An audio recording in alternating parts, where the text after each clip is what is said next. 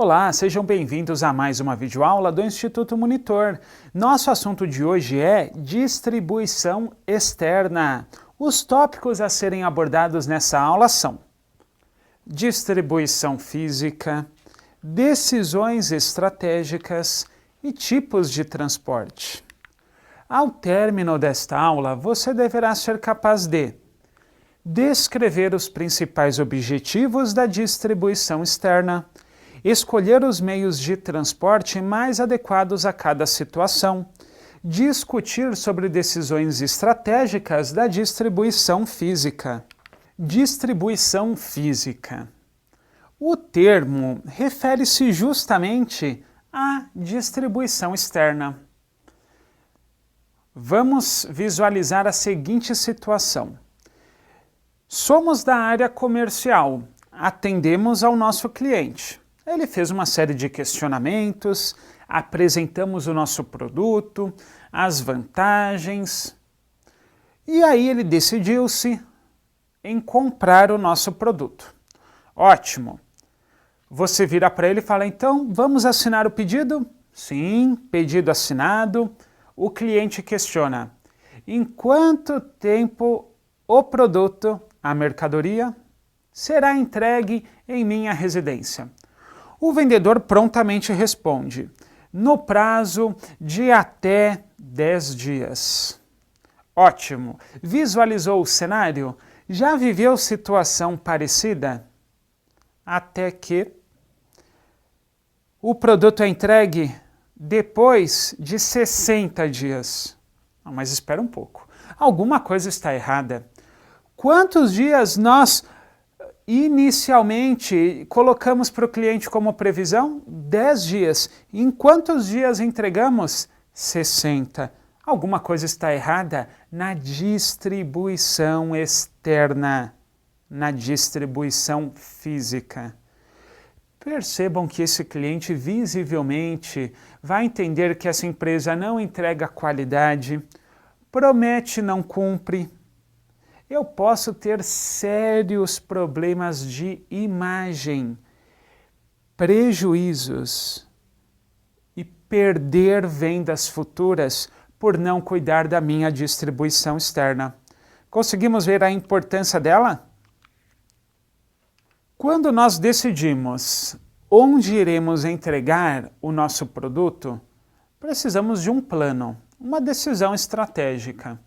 Então, quando eu digo a palavra decisões estratégicas, pensem assim, decisões tomadas a nível institucional, valem para toda a empresa.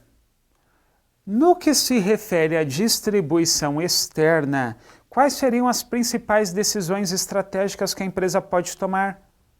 Por exemplo, vou trabalhar com frota própria ou irei terceirizar o serviço de entrega, o serviço de distribuição externa? Bom, algumas coisas têm que ser ponderadas. Se eu trabalho com uma frota própria, eu tenho que gastar nos veículos industriais, nos veículos de transporte. Terceirizar tem um ponto favorável e um desfavorável. Favorável, eu só vou pagar os custos do transporte quando eu precisar. E eu tenho uma empresa especializada. Desfavorável, eu não tenho mais tanta gestão quanto a isso. Eu dependo de um terceiro para executar o meu transporte. Que mais? As rotas que eu vou fazer. Então, qual o melhor caminho? Qual o melhor tipo de transporte? Aquaviário? Ferroviário? Aéreo? Percebam que existem uma série de decisões que devemos tomar. Tipos de transportes. No Brasil, preponderantemente, nós fazemos o transporte aquaviário. Sim, o transporte por navios, de porto a porto. Atentem-se para essa informação. A entrada e a saída de mercadorias no nosso país Ou seja, quando fazemos uma importação ou uma exportação, ela só pode ocorrer em 3 situações: portos, aeroportos e pontos de fronteira alfandegados.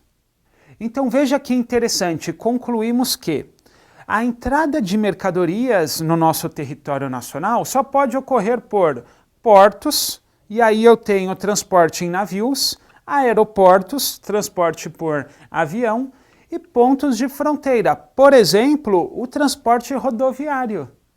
Tudo bem? Mas existem exceções. Quer ver uma exceção? O transporte de dutos. Sim, eu posso transportar aí uma mercadoria por dutos. Temos até alguns nomes. Se é o transporte de óleo, petróleo, eu faço pelo oleoduto. Se é o transporte de gás, eu faço pelo gasoduto. Tudo bem, gente? São alguns tipos aí de transporte, de meios de transporte para distribuição externa. Qual será aquele mais vantajoso para minha empresa, para minha organização? Não tenho a resposta. A resposta depende do perfil de cada empresa. Algumas optam pelo transporte ferroviário, através de trens. Muitas vezes o transporte de minério de ferro é feito dessa forma. Sim, as commodities, os grãos. Já outras situações tem que ser pelo duto. Já outras, por exemplo, aquelas entregas que pedimos às vezes uma mercadoria e entregam na nossa casa. Já viu o FedEx, Sedex? É pelo transporte aéreo, de avião. Então percebam que cada tipo de transporte vai se adequar para o perfil de uma organização. Agora, se eu escolho errado, isso pode me trazer sérios problemas de atraso, custos desnecessários. Então tudo isso deve ser ponderado. Vamos agora falar dos Incoterms, termos internacionais de comércio. Quando nós temos uma importação, uma exportação, via de regra são os Incoterms que aí são utilizados no comércio internacional.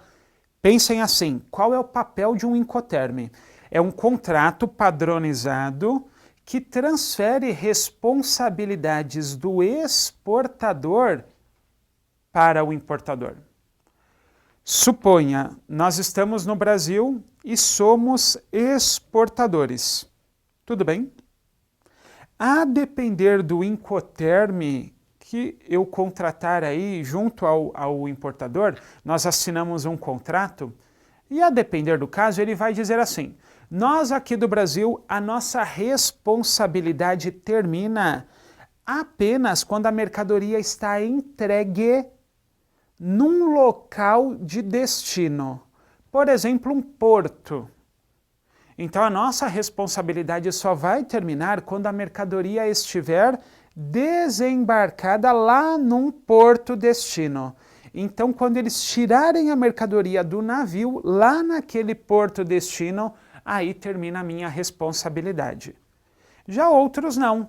Outros Incoterms vão dizer assim: a minha responsabilidade termina apenas quando eu entrego a minha mercadoria num porto aqui do nosso país, do Brasil, arrumada a bordo de um navio. Então percebam que os contratos eles vão fazer assim: exportador, você vai se responsabilizar mais ou menos nessa operação. Vamos ver alguns termos internacionais de comércio? Então nós temos aí a relação de Incoterms utilizadas atualmente. Via de regra, elas são aí atualizadas a cada 10 anos. Por exemplo, o FOB. Se eu contrato FOB, significa o seguinte: eu, exportador, comprometo-me a entregar a mercadoria que eu estou aí exportando arrumada a bordo de um navio aqui no Brasil. Então a minha responsabilidade vai terminar quando a mercadoria estiver dentro do navio arrumada. Esse é o FOB. O CIF, observem ali, custo, seguro e frete, porto de destino designado. Como funciona o CIF?